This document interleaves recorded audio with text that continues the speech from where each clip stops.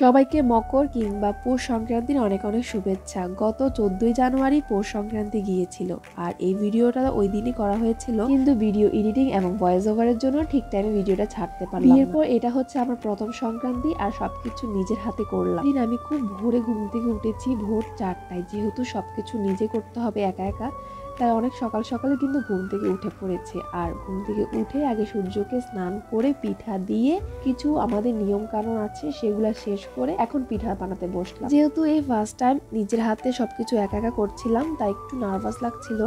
যাই হোক, সবকিছু কিন্তু সুন্দর মতোই করতে পেরেছিলাম। অল্প অল্প করে সবকিছু করেছিলাম। এখানে করেছিলাম চিতই পিঠা, ভাপা পিঠা, পুলি পিঠা, পাটিসাপটা, চুষি পিঠা আর করেছিলাম পায়েস। বিয়ের পর যেহেতু এটা আমার প্রথম পৌষ সংক্রান্তি তাই আমি সবকিছু নিয়ম করে করার চেষ্টা করেছিলাম। সংক্রান্তির দিন নিরামিষ খেয়ে আমি সংযম রেখেছিলাম। ওই দিন সত্যি কথা বলতে একদমই কিন্তু রাত্রে, মানে আগের দিন, সংক্রান্তির আগের দিন রাত্রে একদমই ঘুমাইনি, কারণ জানি ঘুমালে আমার ঘুম থেকে উঠতে লেট হয়ে যাবে বা কষ্ট হবে, তাই আগের দিন রাত্রে একদম ঘুমাইনি। তাই তো ঠিক টাইমে উঠতে পেরেছি আর সবগুলা পিঠা একদম সুন্দর মতো বানাতে পারলাম একটা ঠিক টাইমে। আর এই তো আমার সবগুলা পিঠা একে একে বানানো শেষ। এখন ভগবানকে ভোগ লাগানোর জন্য নিয়ে যাব। সবগুলা পিঠা বানিয়ে শাশুড়ি মাকে বলেছিলাম তুমি পূজা দিয়ে সুন্দর মতো ভোগটা ভগবানকে লাগিয়ে দাও।